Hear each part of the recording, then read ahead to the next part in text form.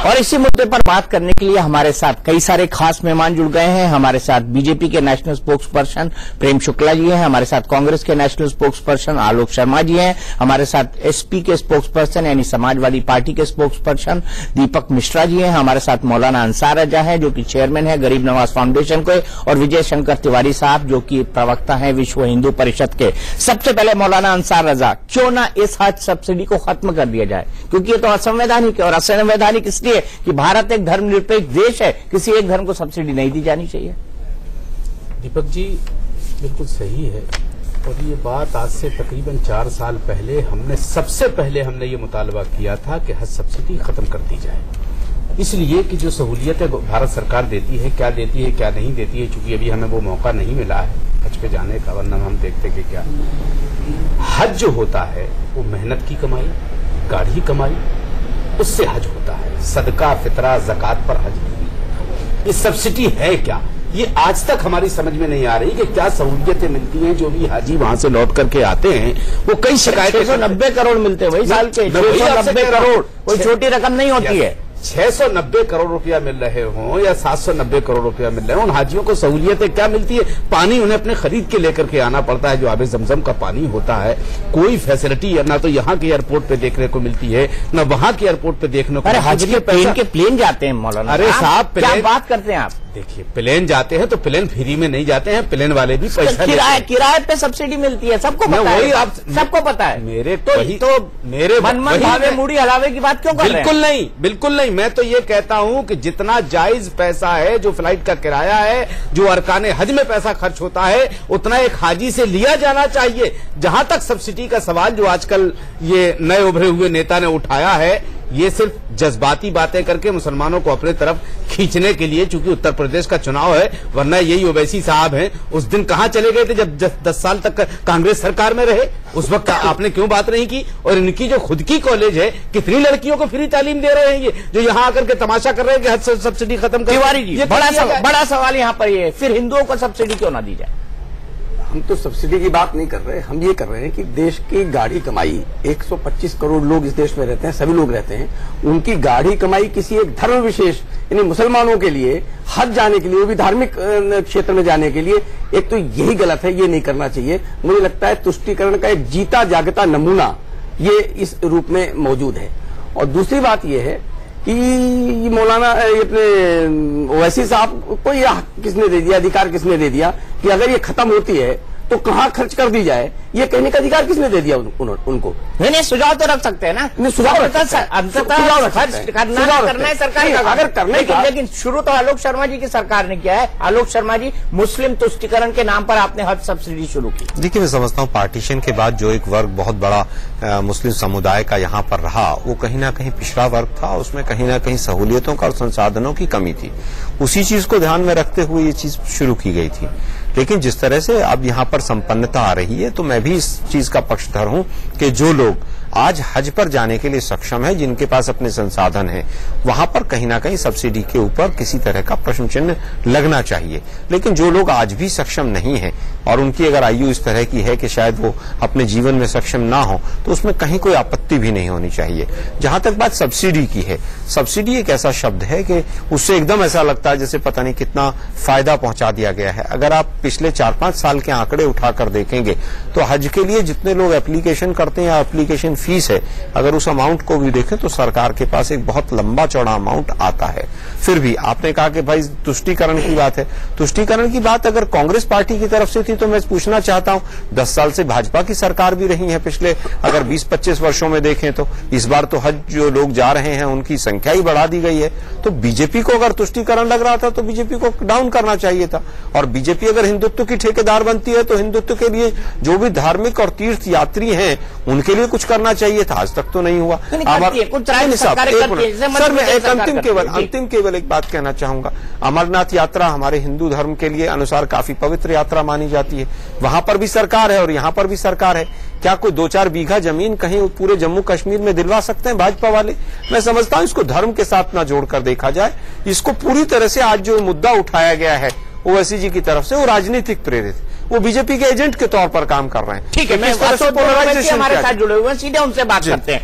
ओवैसी साहब, आपने ये मसला उत्तर प्रदेश चुनाव के मद्देनजर उठाया है और आलोक शर्मा जी, जो कि कांग्रेस के नेशनल स्पोक्स पर्सन है, उनका आरोप है कि बीजेपी की मदद करने के लिए आपने ध्रुवीकरण की राजनीति जानबूझकर की है। देखिए दीपक जी, जो कांग्रेस के स्पोक्स पर्सन कह रहे हैं, शायद उनकी मेमोरी अच्छी नहीं है। वो अगर पार्लियामेंट्री रिकॉर्ड जाकर देखेंगे, जब मनमोहन सिंह प्राइम मिनिस्टर थे तो मैंने 2005 में, 2006 में, 2008 में, 2009 में, 2012 और 13 में 10 साल में 7 मरतबा अपने बजट की स्पीच में इस मसले को उठाया। और वो वीडियो देख लीजिए कि टेबल कौन थपथपा रहे थे, कांग्रेस के लोग थपथपा रहे थे या कोई और टेबल को थपथपा रहा था। तो मैंने नई बात नहीं कही, हमेशा से मैं कह रहा हूं। और ये सब्सिडी जो है वो एक 3-4 साल में सुप्रीम कोर्ट का ऑर्डर खत्म हो जाएगी। तो क्या जब हज को नहीं जाएगा क्या कोई भी? तो और ये जो कांग्रेस के स्पोक्स पर्सन है, उनको समझना चाहिए कि इस्लाम में हज को उन लोगों को जाना चाहिए जिनके पास अपना खुद का पैसा हो और वो किसी का मखरूज नहीं है, और बराबर जाते रहेंगे। क्या अगर 5 साल के बाद सब्सिडी खत्म हो जाएगी तो क्या मुसलमान नहीं जाएगा? मेरा बोलना ये है कि ये 450 करोड़ इस साल के बजट में अलॉकेट किया गया है। उस 450 करोड़ का आप, क्योंकि 2011 के सेंसस में सबसे लोवेस्ट लिटरेसी रेट मुसलमानों में है, लोवेस्ट लिटरेसी रेट फीमेल मुस्लिम लेडीज में है, आप 200 स्कूल क्यों नहीं खोलते?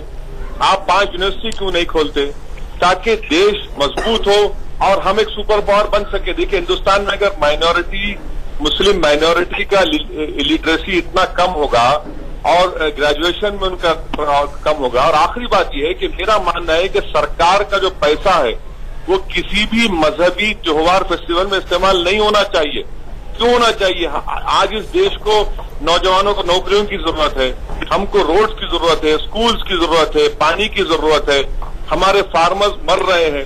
तो ये सरकार का जो टैक्स पेयर का पैसा हो इसमें इस्तेमाल हो। मैं एक लार्जर पॉइंट ये बोल रहा हूं कि आप क्यों इस्तेमाल कर रहे किसी में? ठीक है, ठीक है, आपका पॉइंट मैंने लिया, लेकिन आलोक शर्मा जी आपको जवाब देना चाहते हैं। आलोक शर्मा जी, देखिए, मैं समझता हूं कि ओवैसी साहब ने मेरी याददाश्त पे भी सवाल उठाए, तमाम चीजों पर सवाल उठाए, उनको पूरा हक है। लेकिन मैं केवल अपनी बात पर आज भी अभी भी स्टैंड करता हूं कि ओवैसी साहब बिहार गए तो उसमें भी कहीं ना कहीं बीजेपी को फायदा पहुंचाने के लिए आज जिस तरह की स्टेटमेंट्स वो दे रहे हैं तमाम पिछले समय से, उसमें कहीं ना कहीं सुप्रीम कोर्ट के रूल का भी वायलेशन नजर आता है। और इनके जो भ्राताश्री हैं वो जिस तरह की स्टेटमेंट का इस्तेमाल करते हैं पूरे देश को पता है। तो बेहतर रहेगा कि ऐसे लोग जो जिस तरह की जहरीली वाणी का उपयोग करते हैं वो कम से कम दर्शन शास्त्र ना पढ़ाए लोगों को स्कूल खोलने का। आपके यहाँ एक प्रोग्राम की मैंने फुटेज देखी थी, आपके इंजीनियरिंग कॉलेज की, तमाम लोग आकर जिस तरह से आपके सामने नतमस्तक थे और जिस तरह का माहौल वहां पर था, वो देखते ही बनता था कि आप किस तरह के राजसी ठाठ में रहते हैं। लेकिन उसके बाद भी अगर आप इस तरह की बात करते हैं तो ये अपने आप में बहुत से सवालिया निशान लेकर आता है। मैं जानना चाहता हूं, आपने अगर बजट की स्पीच में कहा, आपने आज तक सुप्रीम कोर्ट के या कहीं पर भी आप तमाम तरह के मुद्दे उठाते हैं, आप आतंकवादियों के, जिनके ऊपर आतंकवाद के प्रश्न चिन्ह लगते हैं, उनके लिए जिस तरह के आप वकीलों की भी मुहैया कराने की बात करते हैं, आपने हज कमेटी किससे क्या जाकर एक बार भी अपील की कि इसको समाप्त कर दीजिए? मैं समझता हूं आप उत्तर प्रदेश के चुनाव को ध्यान में रखते हुए मात्र ओवैसी साहब आप ध्रुवीकरण कर रहे हैं, क्योंकि आपका आधार ही एक धर्म है। ओवैसी साहब जवाब देना चाहेंगे? नहीं, अब ये लोग जो है ना, जब 8 साल में यूपीए के साथ था तो मैं दूध का धुला हुआ था। नहीं, हमने कभी नहीं आपको क्लीन चिट दिया, हमने कोई सर्टिफिकेट नहीं दिया आपको। आपकी जिस तरह की वाणी है पूरा देश जानता है। या तो आप बोलिए, उत्तर दे। नहीं, आप जवाब दीजिए। आलोक जी चुप रहिए। 8 साल यूपीए की सपोर्ट किया तो जब मैं दूध का धुला हुआ था, जब नो कॉन्फिडेंस मोशन 2008 में आया, मैंने स्पीच दी तो मनमोहन सिंह साहब ने मुझको पर्सनली कहा कि आपकी और उमर अब्दुल्ला की स्पीच सबसे बेहतरीन थी। उस वक्त अच्छा था। जब आंध्रा में कांग्रेस पार्टी में रिवोल्ट हुआ, हमारी पार्टी ने इनकी पार्टी का साथ दिया तो इनके लीडरों ने मेरा शुक्रिया अदा किया। मैं 99 से 2012 तक कांग्रेस की सपोर्ट करता था, तो मैं दूध का 99 से 2012 तक कांग्रेस की सपोर्ट करता था तो मैं दूध का धुला हुआ था। किसने कहा और जैसे ही ओवैसी साहब, अगर आपकी स्पीच अच्छी थी तो अच्छी कह दी गई, आपकी अगर बात अच्छी खराब है तो खराब कह दी गई। आपको तो अवार्ड भी मिला हुआ है पार्लियामेंट से, हम उसकी आपको मुबारकबाद पेश करते हैं। एक बात मैं जानना चाहता हूं बहुत अदब के साथ, क्योंकि बहुत कद्दावर लीडर हैं आप। इससे पहले जब से बीजेपी सरकार केंद्र की कुर्सी पर बैठी है, इससे पहले एमआईएम क्यों हैदराबाद से बाहर नहीं निकली? जब से बीजेपी सरकार केंद्र में आई है, आप बंबई चुनाव लड़ने जाते हैं, आप बिहार की वो सीटें इंतखाब करते हैं जहां से मुसलमानों की जीतने की मुकम्मल उम्मीद है, और आज आप उत्तर प्रदेश में जो बावेला मचा रहे हैं उन्हीं सीटों पर जहां से आपको पता है कि यहां से मुसलमान जीत सकता है। क्या ये इसमें डिवाइडेशन नहीं होगा मुसलमानों का? अगर आप ये बात सुनिए ना, अब आप सवाल करें, सुनिए जी। बीजेपी 280 सीट पर कामयाब हुई। मैं कितने पार्लियामेंट की सीट लड़ा? 2 लड़ा। 70 सीट पर बीजेपी जीत गई यूपी में। एक खानदान के 2 लोग जीतते हैं, एक खानदान के 5 लोग जीतते हैं, और उत्तर प्रदेश से एक मुसलमान नहीं जीतता आपकी पार्टियों से, मैं जिम्मेदार। महाराष्ट्र आप हार गए, मैं जिम्मेदार।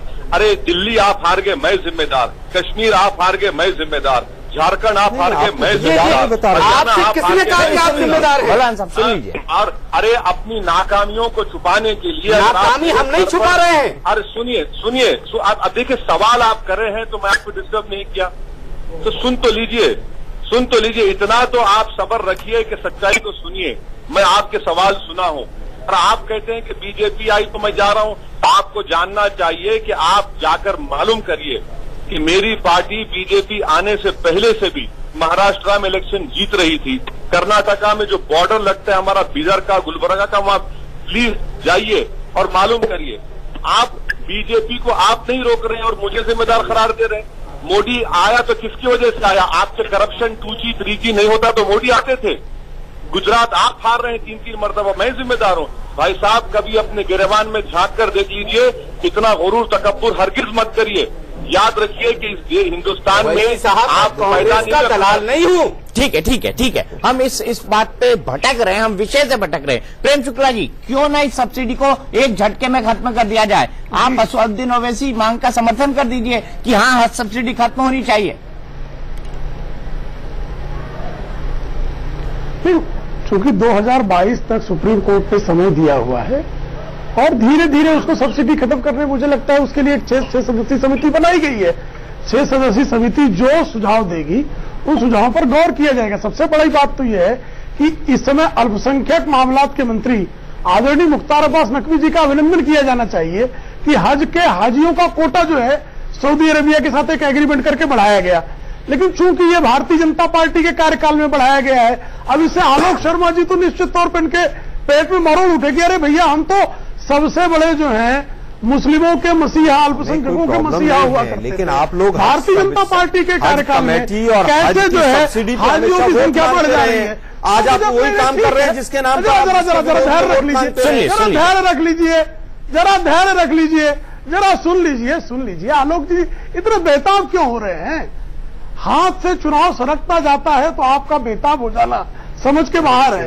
कपिल सिब्बल जी कितना भी अखिलेश सिंह यादव जी की जो है पैरवी कर लेंगे, आपको जो है सिवा दूसरे की पूंछ बनके, अब कांग्रेस को अन्य राज्यों में कोई आधार नहीं बचा है, पूंछ बनकर रह गए हैं। और पूंछ बनकर क्यों रह गए? क्योंकि आपने अनावश्यक पुष्टिकरण आपको जो है इस देश में नागरिकों के उन्नयन को लेकर जो काम करना चाहिए था वो आपने धर्म के आधार पर देखा, जात के आधार पर देखा, प्रांत के आधार पर देखा, गोत्र के आधार पर देखा, वंश के आधार पर देखा। एक भारत के सामान्य नागरिक का उत्थान जो है वो आपका जो लक्ष्य होना चाहिए था, उस लक्ष्य से निश्चित तौर पर भटके हैं। उसी कारण इस तरह की समस्याएं होती है। उसी कारण सर्वोच्च न्यायालय को हज सब्सिडी जैसे मामले में भी हस्तक्षेप करना पड़ता है। दीपक मिश्रा जी, एक मिनट आलोक जी, मैं आपको जवाब देने का मौका दूंगा। दीपक मिश्रा जी, सवाल सीधा है, क्या हज सब्सिडी खत्म होनी चाहिए? आपकी पार्टी का क्या विचार है? देखिए दीपक जी, सब्सिडी का जो प्रश्न है वह सिर्फ आर्थिक स्थिति से नहीं जुड़ा हुआ है। हम अल्पसंख्यकों को सब्सिडी दे रहे हैं तो अल्पसंख्यकों का मनोसामाजिक विश्लेषण भी करना होगा। सब्सिडी से कहीं न कहीं अल्पसंख्यकों का विश्वास केंद्र की सरकार, राज्य की सरकारों से, मतलब सरकारों से जुड़ता है।